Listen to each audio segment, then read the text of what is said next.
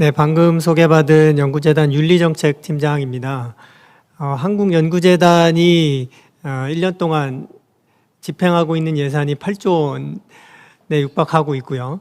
8조 원의 큰 예산을 집행하는 재단의 윤리정책팀장이 던지는 메시지에 대해서 저 스스로도 굉장히 조심스럽고, 어떤 그 키워드와 어떤 그 내용을 전달하느냐에 따라서 나름 좀 영향이 미치지 않을까 하는 그런 걱정과, 또 방금 그 발표하신 노영희 교수님과 올해 초에 같이 연구를 협력하는 그런 과정에서 우리가 근본적으로 고민해야 되는 연구윤리의 이슈는 무엇인가라는 그런 시각에서 오늘 발표를 드리도록 하겠습니다. 그래서 제목도 연구윤리의 새로운 과제라고 제시를 드렸고요. 우리가 새로운 문제를 풀려면 근본적인 문제가 무엇인지에 대한 시각을 다시 봐야 되는데, 오늘 계속 제가 앞으로 말씀을 드리겠지만, 부정행위의 어떤 문제 해결이나 부정행위를 어떻게 처벌할 것인가의 시각으로 연구윤리를 보는 것이 아니라, 연구윤리는 도대체 우리가 무엇을 고민해야 되는지에 대한 근본적인 문제를 다시 던지면 우리가 앞으로 풀어나가야 될 숙제들이 좀 달리 보이지 않을까, 그런 시각에서 오늘 자료를 준비했습니다. 네, 연구윤리가 왜 필요한가에 대한 그 간단한 질문을 던져봤고요. 우리의 연구윤리 새로운 과제는 어떤 것을 고민해야 되는지에 대한 소개를 좀 드리겠습니다. 시간이 좀 없어서 저희가 그냥 제가 좋아하는 영화를 하나 보고 하려고 했는데, 그냥 다음으로 넘어가도 문제는 없겠습니다.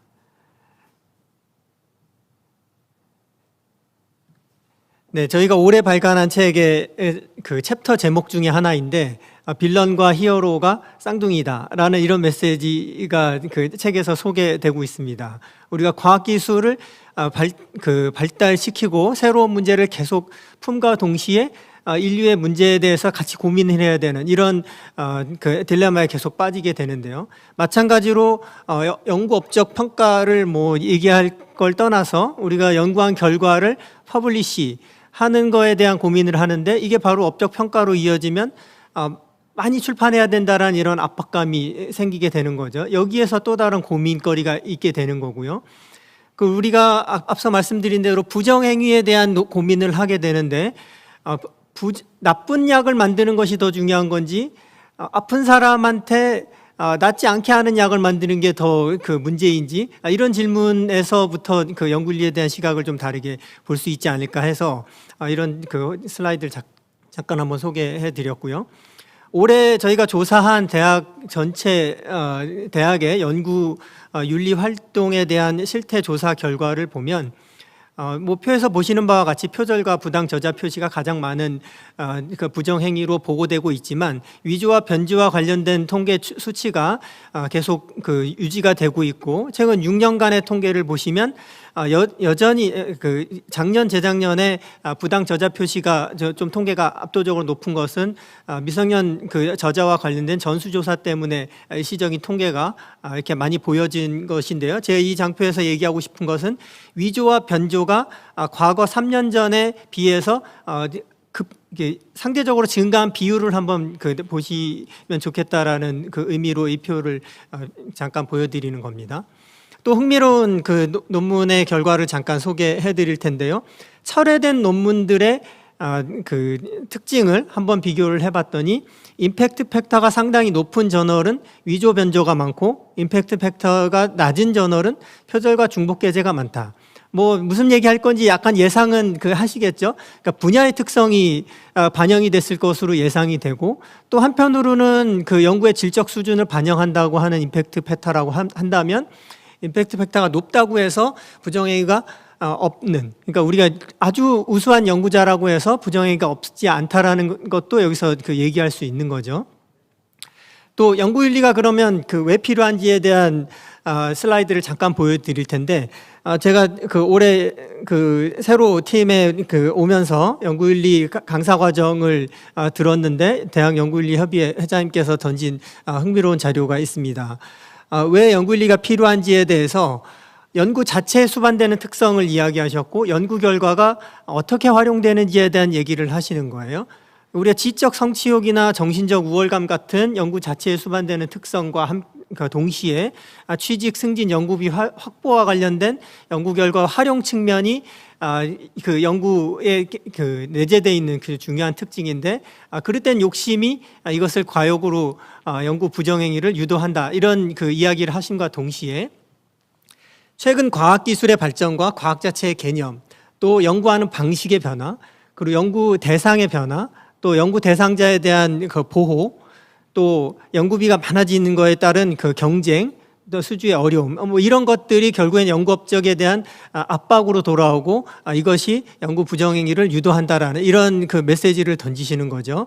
제가 관점 좀 더 그 중요하게 본 관점은 과학 자체의 변화입니다. 오늘 소개해드릴 여러 가지 이야기들이 바로 이런 과학 자체의 변화에 따라서 우리가 연구윤리를 어디에 조금 더 주안점을 두고 봐야 되는지에 대한 그런 그 말씀을 드리고 싶은 거고요.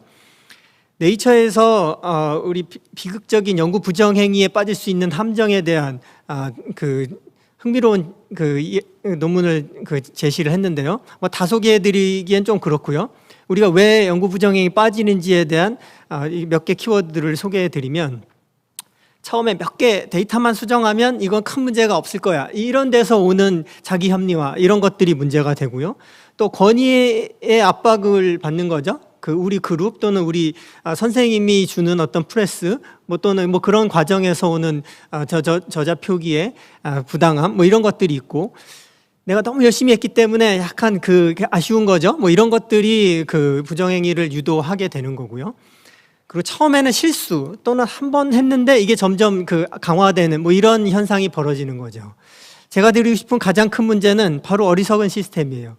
우리가 논문 그 편수 또는 정량적인 평가를 강조해 왔기 때문에 이런 것들이 야기된다. 이거는 지금 연구윤리에 대한 고민하는 다른 나라의 많은 그 연구자들도 이런 똑같은 문제 제기를 하고 있다라는 말씀을 드리고 싶은 겁니다. 2021년에 국가연구개발혁신법이 제정이 되면서 연구윤리의 중요성이 강조가 되고 법의 한 챕터로서 연구윤리의 타이틀이 붙었는데, 그 속에는 부정행위, 지금까지 그 연구비를 집행하거나 연구를 수행하는 데 있어서 그 발생하는 부정행위 전반을 연구윤리 시각으로 법제화했다는 것이 아주 큰 특징이고요. 오늘은 뭐 교육부의 연구윤리 지침과 과기부의 혁신법을 비교하고 싶은 그런 마음은 없기 때문에 이건 그냥 자료로만 참고하시고, 추가로 드리고 싶은 오늘의 새로운 과제하고 좀 연결해서 말씀을 드리면, 국가연구개발혁신법에서는 부정행위뿐만 아니라 보안의 문제, 안전의 문제, 그리고 생명윤리의 문제, 이런 그 부분들이 다 연구윤리의 영역으로 들어왔다라는 것을 말씀드리고 싶었던 거고요. 아울러서 학술진흥법이 최근 국무회의에서 그 개정 사항이 통과된 이거의 메시지는 장관의 훈령 또는 규정으로 그 명시되었던 연구윤리의 이슈가 법제화로 다시 그 법적 위상을 가졌다라는 그런 의미를 갖추게 됩니다. 그러니까 정부에서는 연구윤리에 대한 이슈를 다양한 연구윤리의 범위를 넓혀가면서 법적인 위상을 좀 높여간다라는 그런 취지를 좀 전달해 드리고 싶고요. 이후에 계속 말씀드릴 연구윤리의 새로운 과제의 방향은 좋은 연구 수행을 위해서 우리가 어떤 노력을 해야 되고, 지금까지는 연구 부정행위와 같은 부당한 범죄 행위들을 우리가 어떻게 처벌할 것인가에 대한 관점이었지만, 의심스러운 연구 수행이라든지 연구 부적절 행위를 방지하면서 근본적인 연구의 좋은 연구 수행이 어떻게 이루어질지에 대한 그런 내용을 전달하고 싶은 그런 지금 생각입니다. 그럼 연구윤리 새로운 과제를 위해서 우리가 지금까지 뭘 해왔는지 한번 잠깐만 소개해 드리면, 지금까지 저희가 발간한 그 자료집을 보면 연구 부정행위 징계 사례집, 부정행위 판정 사례집, 또는 이렇게 하시면 안 됩니다, 이렇게 하셔야 됩니다, 약간 계몽적인 전달 방식이 지금까지의 우리의 그 연구윤리 캠페인의 핵심 메시지였다고 한다면, 올해 저희가 새로운 연구와 새로운 시도를 계속하고 새로운 전달 방식을 고민하는 것은 부정행위로 명시되어 있는 그런 내용들이 아니라 새로운 업적 평가에 대한 개선에 대한 부분들을 소개해주고 그 새로운 정보들을 전달하는 거, 또는 잠재되어 있는 어떤 그 이해 충돌의 문제들을 우리가 어떻게 피할 것인가 하는 뭐 그런 내용들을 전달하고, 또 일반 국민들도 쉽게 접할 수 있는 교양서 스타일의 연구윤리 자료들을 전달하려고 하는 그런 노력을 했습니다. 아울러서 그 국내에 거주하는 그 많은 외국인들에게도, 외국인 연구자들에게도 전달할 수 있는 외국인 가이드를 제작을 했고요. 또 요즘 젊은 세대들이 쉽게 익숙하고 접하기 편해하는 이런 전달 매체를 통해서 지난 10년간에 자주 질문되는 질문 내용들을 한 10가지를 뽑아서 움직이는 카드 뉴스로 만든 사례도 있습니다. 이런 활동들을 하기 위해서 교육부에서 연간 한 13억 정도 예산을 투입합니다. 연구자들의 연구를 위해서 예산을 투입하는 그런 연구과제 비용도 있고, 저희가 운영하는 다양한 인프라 지원 비용도 있고요. 또 대학의 다양한 활동들을 지원해주는 그런 예산들이 들어있는데요. 뒤에 잠깐 좀 또 소개하겠지만, 지금 예산 심의 시즌인데 연구윤리 활동 지원 사업이 소폭 인상되는 정부안이 제출되어 있습니다. 뒤에 어떤 내용들이 포함되어 있는지를 잠깐 소개해 드릴 거고요. 미국의 ORI라는 조직을 들어보셨을 거예요. 과거에는 이제 NIH라는 의학 분야의 전문기관의 산하기관으로 있었던 조직이 독립기구로 발전했는데요. 그 기구가 과제로 전달했던 그런 내용들을 잠깐 보시면, 실제로 최신 과학 환경에 따른 연구 진실성 확보에 대한 새로운 시각들을 던지고, 연구 부정행위를 우리가 어떻게 감지할 수 있는지에 대한 그런 이미징, 포렌식 같은 그런 새로운 기술, 또 학문과 기술 분야별 특성을 고려한 연구 진실성 확보 정책에 대한 이런 시각으로 연구 윤리에 대한 이슈들을 새로 던지고 있다는 거죠. 그래서 올해 저희가 탑다운 과제이지만 실제로 연구자 전체의 의견을 물어서 공모를 거쳐서 연구윤리 활동 지원 과제들을 한번 발주를 하고 지금 연구가 진행 중에 있습니다. 앞서 잠깐 말씀드렸던 이해충돌과 관련한 문제에 대해서는 우리가 기술 창업에서는 어떤 연구윤리가 필요한지, 인문사회 분야에서 생명윤리를 확보할 수 있는 IRB 연구윤리는 어떤 것이 필요한지, 또 예비교사들이 연구윤리 확보를 위해서 어떤 공부를 해야 되는지, 그런 교재나 교육과정을 개발하는 연구를 지금 진행 중에 있고요. 또 온라인 공개 강좌 K무크에 연구윤리 강좌가 하나도 없습니다. 그래서 저희가 K무크 강좌를 개발하는 연구도 지원을 하고 있고요. 뒤에 좀 상세히 소개해 드리겠지만, 연구 재현성 향상을 어떻게 할 건지에 대한 과제도 한번 던져봤고요. 또 연구윤리 딜레마, 스스로 우리가 딜레마 상황을 만들어 놓고 이것을 기반으로 토론을 할 수 있는 그런 교육 콘텐츠를 개발하는 과제도 발주했습니다. 앞서 아마 황은성 교수님이 제시하셨던 것 같은데, 연구자의 윤리 인식을 측정하는 이런 방식이 기존의 정부가 어떤 정책을 했는데 이걸 잘 아느냐, 이것이 좋으냐라는 그런 인지도 중심의 연구윤리 인식도에 대한 부분이 아니라, 실제로 연구자가 연구윤리 기반의 도덕성이 어떻게 판단력이 바뀌는지를 측정할 수 있는 이런 객관적인 도구를 개발하는 그런 과제도 저희가 발주해서 진행하고 있습니다. 작년에 저희가 대기업을 통해서 대학 연구윤리의 교육과정 강의 자료를 개발하는 그런 연구를 했어요. 그러니까 대학에서 실제로 한 학기 동안 연구윤리에 대한 강의를 한다고 그러면 어떤 내용들을 전달해야 될까? 그 속에는 지금 연구 부정행위에 대한 내용도 있지만, 제가 지금 계속 말씀드리고 있는 새로운 이슈들이 이 안에 포함돼야 된다는 것이 연구 결과입니다. 이 속에는 생명윤리와 동물윤리, 생물 안전에 대한 이슈들이 포함되어 있고요. 이해충돌과 지식재산권에 대한 이슈, 바로 앞 페이지에 연구 재현성의 문제들이 우리가 같이 공부를 해야 되는 그런 커리큘럼이라고 제시를 하고 있습니다. 다시 한번 좀 정리를 해봤는데요. 이 표에 나와 있는 이런 내용들이 우리가 새로 고민해봐야 되는 그런 과제라고 생각이 됩니다. 다음에 지금 제가 보여드릴 거는 우리가 어떤 연구를 수행함에 있어서 연구 결과들에 대한 평가에 대한 이슈인데요. 연구 재현성의 이슈는 우리가 연구한 결과가 사실은 다시 재현이 돼야 되는 겁니다. 재현이 되지 않는 이유가 무엇일까? 대표적인 잘못된 연구 방법 중에 하나가 피해킹, 입니다. 우리가 통계적인 유의성을 확보하고자 하는 P값을 인위적으로 조작하는 거죠. 또는 그 값이 유의성 있게 나올 수 있는 환경만 만들어 놓고 연구 결과를 발표하는 거죠. 이것은 지금 최근 많이 얘기하고 있는 표절이나 부당한 저자 표기의 이슈가 아닙니다.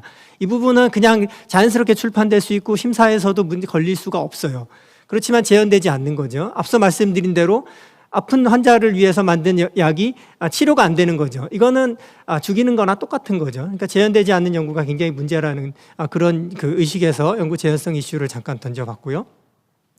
연구 업적 평가에 대해서는 노영 교수님께서 상세히 설명을 해주셨기 때문에 우리가 연구 그 윤리의 확보를 위해서는 근본적인 이슈가 정량 중심의 연구 업적 평가다라는 것이 연구자들의 인식이라는 것을 저희가 직간접적으로 확인을 했기 때문에 이슈가 너무 중요하다라는 말씀을 드리고 싶고요. 윤철희 교수님께서 잠깐 소개하셨던 그 부실학술지에 대한 얘기에서 제가 다른 시각으로 던지는 것은 오픈 억세스, 오픈 사이언스 시대라는 거죠. 우리가 연구하는 환경이 바뀌어 있고 우리가 검증받는 방식이 바뀌었기 때문에 전통적인 피어 리뷰 방식이 옳으냐라는 그런 반대의 논란이 제기가 될 수 있는 것이고, 실제로 그런 환경에서 우리는 어떤 연구 결과에 대한 리뷰 과정이 정당한 것인가라는 그런 고민을 저희도 좀 해봤습니다. 그래서 오픈 공개 동료 평가 방식 이런 것들을 도입하는 저널도 저희가 좀 확인을 했었고요. 실제로 저희가 오픈 억세스라는 것은 적어도 제가 경험했던 것은 약간의 프리프린트, 내 연구 결과를 그냥 올려놓고 다른 사람의 코멘트를 받아서 이것을 발전시키는 그런 접근의 시작으로 저는 이해를 했었는데, 개인적으로요. 그런 것이 다시 업적을 인정받아야 되는 거기 때문에 절차가 필요했던 것이고 정확한 퍼블리케이션 과정이 있어야 되기 때문에 오픈 억세스, 오픈 사이언스에 대한 이 트렌드가 업적 평가하고 연결되니까 약간 비정상적인 부실 학술지가 양산되는 거 아닌가 이런 생각을 좀 해봤습니다. 제가 이 말씀을 드리는 이유는 오픈 억세스와 오픈 사이언스가 중요한 이 시대에 우리가 이것을 리뷰하고 평가하는 이 방식에 대한 고민이 없으면 여전히 전통적인 리뷰 방식에서는 이 오픈 억세스 저널들이 계속 부실의 논란에서 벗어날 수 없다라는 이런 생각을 업적 평가를 소개를 해드리면서 잠깐 말씀드리고 싶은 거고요. 또 하나 이슈는 기술 윤리입니다. 우리가 AI 윤리 이런 말씀도 많이 들어보셨을 텐데요. 5차 과학기술 기본계획 수립 방향의 한 챕터가 기술 패권 경쟁 시대가 개막되는 이 시점에 기술 윤리가 굉장히 중요한 문제이다라는 그런 얘기를 합니다. 이 속에는 생명 윤리도 될 수 있고요. AI 윤리가 이런 데 포함이 될 텐데요.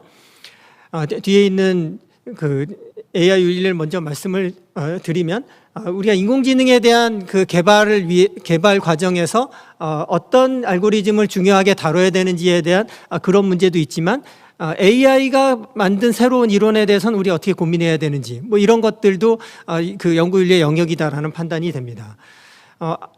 앞쪽에 잠깐 넘어간 동물 윤리에 대한 이슈에 대해서는 3R에 대해서만 잠깐 이해하시면 좋은데, 우리가 동물 실험을 최소화하는 그런 과정에서 우리가 동물 실험을 할 수 하는 것보다는 뭔가 이렇게 대체하는 것이 중요하고, 굳이 해야 된다 그러면 개체 수를 줄이는 게 좋을 거고, 또 더 해야 된다 그러면 고통을 줄여라, 이런 정책을 던지는 것이 동물 윤리의 철학적인 접근이라고 보여지고요. 그런 내용을 잠깐 앞에 담았습니다. 그럼 연구재단 입장에서는 우리가 연구하는 조직이 아니라 연구를 지원하는 조직이기 때문에 연구자가 스스로 연구윤리 확보를 하기 위한 자정 노력을 지원하는 것이 우리의 중요한 역할이다라고 보여져서, 우리 연구재단의 과제를 수행하는 모든 연구 책임자와 참여 연구원들은 연구윤리 교육을 의무적으로 수행할 것을 권고드리고 있고요. 실제로 각 생태계 안에서 연구윤리의 전문가들을 양성하는 이런 프로그램도 저희가 지원을 하고 있습니다. 올 초에 우리가 거편협을 통해서 윤철희 교수님이 책임 맡아줘 해주신 출판윤리 교육 강사 양성과정 프로그램도 저희가 개발했기 때문에 학술단체에서 활용할 수 있는 그런 프로그램을 전달해 드리겠습니다. 앞서 예산 잠깐 말씀드렸는데 예산이 정상적으로 통과가 된다 그러면 대학의 연구윤리 교육과정 정규과정이 개설되는 것을 지원하는 예산이 지금 포함되어 있고요. 또 학회를 통해서 스스로 자정 노력하는 예산을 지원하는 뭐 이런 그 예산이 올해 예산에 좀 포함되어 있습니다. 예산이 정상적으로 잘 승인이 되면 이 프로그램을 내년에 시행할 수 있을 것으로 기대를 하고 있고요. 연구재단이 운영하는 연구윤리 정보 포털 사이트를 잠깐만 소개하면서 발표를 마칠까 합니다. 주소는 cre.re.kr인데요. 제가 국내에 있는 모든 자료를 찾고 정보를 찾고 해봤는데 이 사이트가 가장 큰 사이트고 가장 많은 정보를 있다는 걸 제가 확실히 자부를 하고요. 그리고 다른 연구윤리에 관련된 정보가 어디 있다라는 걸 아시면 결국에 여기를 통해서 가게 돼 있습니다. 그래서 진정한 그 연구윤리 정보 포털이 플랫폼 역할을 하고 있다라는 그 말씀을 드리고 싶고요. 연구윤리의 새로운 과제, 이제 부정이 아닌 긍정의 시각으로 연구윤리의 문제를 다뤄야 된다라는 말씀 드리면서 마치겠습니다. 감사합니다.